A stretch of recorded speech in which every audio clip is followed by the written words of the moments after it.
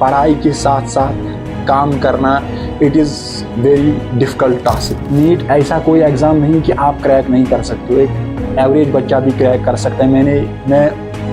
मैंने भी ऑनलाइन पढ़ के नीट को क्रैक किया है, तो आप क्यों नहीं कर सकते? अगर आप 6 to 8 आवर्स सेल्फ स्टडी नहीं कर रहे हो तो फिर आपकी सिलेक्शन नहीं होगी। इंटरनेट पैक डालने के लिए मुझे कितना संघर्ष करना पड़ता है, दिन में काम करना पड़ता था और फिर मैं इंटरनेट पैक डालता था। Hello everyone, myself Umar Ahmad Ganai. I hope कि आप सब अच्छे से होंगे। तो इस वीडियो में हम डिस्कस करने वाले होंगे perfect time table for NEET 2025 के लिए। यानी इस वीडियो को देखने के बाद आपको कहीं और देखने की जरूरत नहीं है। इस वीडियो को देखने के बाद आप अपना टाइम टेबल खुद सेट कर सकते हो, मगर वीडियो को एंड तक देखते रहना है और जो मैं इस वीडियो में बताऊंगा उसको नोट डाउन करना है, उसको फिर सीरियसली फॉलो करना है। अब हम वीडियो को स्टार्ट करेंगे। तो ये है इस वीडियो में जो हम डिस्कस करेंगे वो है फर्स्ट थिंग, जो आपको क्या करना है वो आपको अपने आप के साथ प्रॉमिस करना है। और दूसरा जो मैं डिस्कस करने वाला होगा वो ये है कि जो मेरा खुद का टाइम टेबल था वो मैं आपके साथ शेयर करूँगा, और एक आइडियल टाइम टेबल कैसे बनाना है वो ये सारी चीज़ें हम इस वीडियो में डिस्कस करेंगे। तो फर्स्ट थिंग आपको क्या करना है वो आपको अपने आप के साथ प्रॉमिस करना होगा। यानी आज तक अगर आप सीरियस नहीं थे, अब आज के बाद सीरियस होना पड़ेगा, और जो पाथ थी वो अब नैरो होनी चाहिए। आज से पहले अगर आप सोशल मीडिया यूज़ करते थे या कोई और सोशल मीडिया का प्लेटफार्म आप यूज़ करते थे, उसको अब छोड़ना पड़ेगा, क्योंकि अब ऑलमोस्ट 6 मंथ्स बचे हैं नीट 2025 के लिए। तो 6 मंथ्स यानी 182 डेज। तो 182 डेज में आपको टेस्ट भी देना है, रिवाइज भी करना है, और अपने जो बैकलॉग हैं उसको भी क्लियर करना है। तो आज से अब सीरियस होना है, यानी your first priority must be your study. यानी आज से अपना सारा टाइम यूटिलाइज करना है स्टडी पर। और मेरा टाइम टेबल क्या था, देखो, एक फाइनेंशियली क्राइसिस के साथ साथ पढ़ाई करना ये बहुत ही डिफ़िकल्ट है। यानी इसको हर कोई तो नहीं कर सकता है, और आप किसी का भी टाइम टेबल फॉलो नहीं कर सकते हो।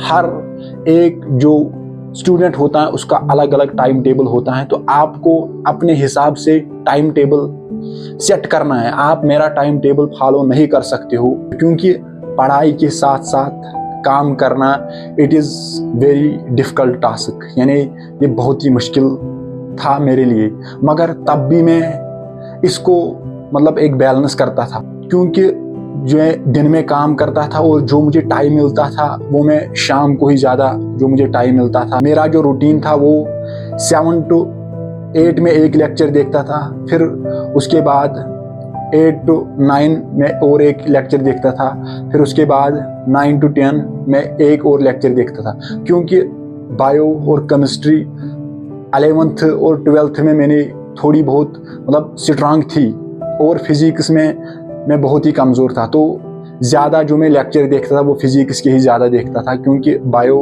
और जो केमिस्ट्री हैं उनके लेक्चर को मैं 1.5x पर देखता था, क्योंकि 11th में मैंने उनको स्ट्रांग किया था, 12th में भी उनके बहुत सारे कंसेप्ट मुझे पहले ही आते थे, तो इसीलिए मैं 1.5 स्पीड पर देखता था। और फिज़िक्स के एक लेक्चर जो MR सर का लेक्चर वो बहुत ही लंबा होता है, यानी 1-2 घंटे का होता, तो उसमें अराउंड नोट्स सारा कुछ करने के बाद, नोट्स बनाने के बाद, और फिर क्लास के क्वेश्चन को राइट डाउन करने के बाद अराउंड एक लेक्चर को 4 घंटे लगते थे। तो फिज़िक्स में ज़्यादा टाइम लगता था। फिर सुबह में अराउंड यही 4 बजे उठता था, और उसके बाद फिर मैं रिवाइज करता था, और दिन में फिर मैं काम करता था। तो यही मेरा टाइम टेबल था।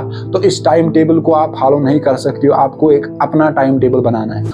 और एक आइडियल टाइम टेबल कैसे बनाना है, देखो, मैं आपको ये नहीं कहूँगा कि आप 5 से 6 उठो, फिर उसके बाद 5 से 6 एक लेक्चर देखो, फिर उसके बाद नहाओ, फिर उसके बाद 8 से 10 एक और लेक्चर देखो। आपको अपने हिसाब से टाइम टेबल सेट करना है। जब आप उठते हो, जब आप सोने जाते हो, तो उसी के हिसाब से आपको अपना टाइम टेबल सेट करना है। और जो आज आप इस वीडियो को देखने के बाद जो आप टाइम टेबल बनाओगे फिर उसको स्ट्रिक्टली फॉलो करना है। मोस्ट ऑफ द स्टूडेंट्स ये कहते हैं कि हम तो टाइम टेबल बनाते हैं मगर फिर उसको फॉलो नहीं करते हो।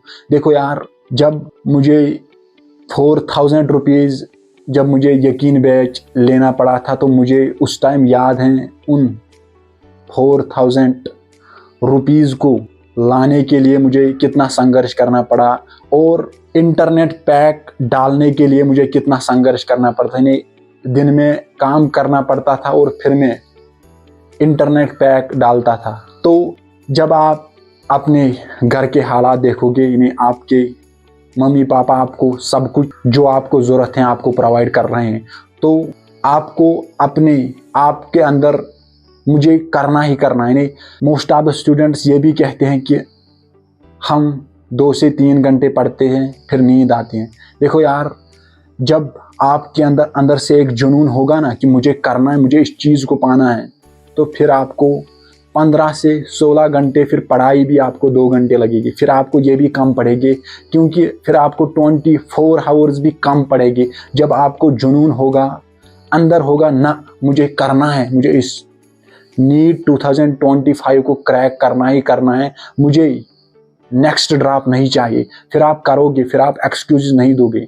तो जो एक आइडियल टाइम टेबल होना चाहिए तो वो ये होना चाहिए, क्योंकि लेक्चर देखने के बाद जो सिलेक्शन होती है ना वो सेल्फ स्टडी सिलेक्शन होती है। अगर आप खाली लेक्चर देखोगे फिर बोलोगे हमारी सिलेक्शन होगी लेक्चर देखने से ही आज तक किसी की सिलेक्शन नहीं होती है। अगर सिलेक्शन होती हैं वो सेल्फ स्टडी से होती हैं।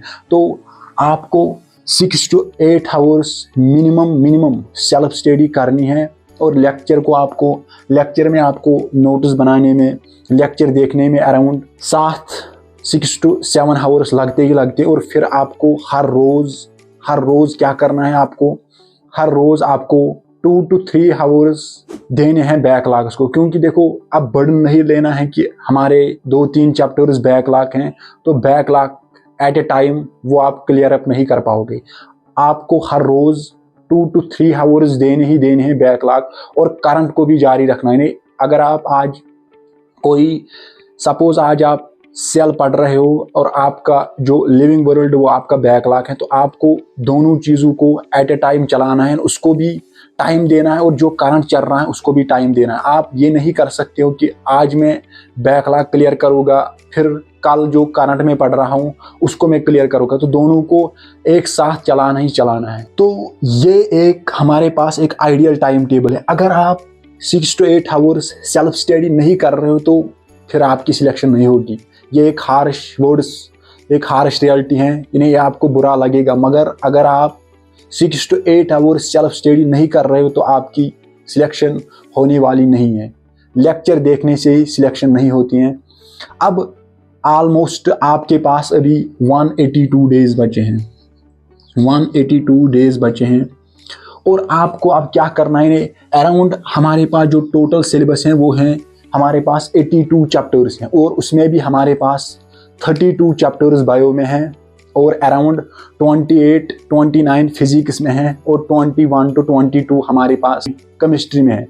तो इतने चैप्टर्स को आपको रिवाइज करना है, टेस्ट भी देना है और जो बैकलॉग है उसको भी क्लियर करना है। यानी हर दिन आपको टारगेट बनाना है, आपको अपने हिसाब से टारगेट बनाना है। आज मुझे इस चैप्टर के इतने क्वेश्चन करने हैं और केमिस्ट्री के इस चैप्टर को आज करना है। तो आपको देखो, आपको जब आप उठते हो जब आप सोने जाते हो, जब आप सुबह उठते हो, तो आपको अपने हिसाब से टाइम टेबल को सेट करना है। यानी जैसे सुबह आप 8 बजे उठते हो तो 8 से फिर आपको एक स्लॉट रखना है 11 बजे तक, क्योंकि 3 आवर्स का मिनिमम आपको एक स्लॉट रखना है। क्योंकि नीट का एग्ज़ाम भी 3 आवर्स 20 मिनट का होता है, तो आपको एक आदत बन जाएगा 3 आवर्स बैठने का। तो आपको मिनिमम 3 आवर्स सीटिंग कैपेसिटी आज से ही बना कर रखनी है। तो फिर ऐसे ही आप 11 PM से लेकर 2 PM तक आपको और एक स्लॉट रखना है और फिर उसके बाद आप ब्रेकफास्ट भी कर सकते हो। तो ऐसे ही आपको अब स्लॉट बनाने, मिनिमम जो स्लॉट होना चाहिए वो 3 आवर्स का होना चाहिए। और इन जो 182 डेज बचे हैं, आपका सिर्फ टारगेट ये है कि 82 चैप्टर्स हैं, इनको ही रिवाइज करना है, जो बैकलॉग है उसी को क्लियर करना है। और जब आप हर दिन टारगेट बनाओगे तो आप आराम से अपने टारगेट को अचीव कर लोगे। और नीट भी आप आराम से क्लियर कर सकते हो। नीट यानी नीट ऐसा कोई एग्ज़ाम नहीं कि आप क्रैक नहीं कर सकते हो, एक एवरेज बच्चा भी क्रैक कर सकता है। मैंने भी ऑनलाइन पढ़ के नीट को क्रैक किया है, तो आप क्यों नहीं कर सकते हो। बस एक एवरीडे आपको टारगेट बनाने हैं और उसको फिर फॉलो करना ईमानदारी के साथ, अपना 100% के साथ इस टारगेट पर लग जाना है, तो आराम से आप नीट को क्रैक करोगे। तो नेक्स्ट वीडियो के लिए बने रहे, तब तक के लिए ओके बाय।